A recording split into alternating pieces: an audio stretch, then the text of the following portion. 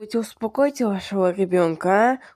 Ребенок, всем мешает спать. Всем мешает спать ваш. Все. Значит, просто купите беруши и все. Чем его кормите вообще? Чем? Кормлю его молоком. Я вообще-то перестанете кормить маленького ребенка грудью, а? Ладно, мамаша, вы не адекватная женщина. Вам надо решать родительских прав вообще-то.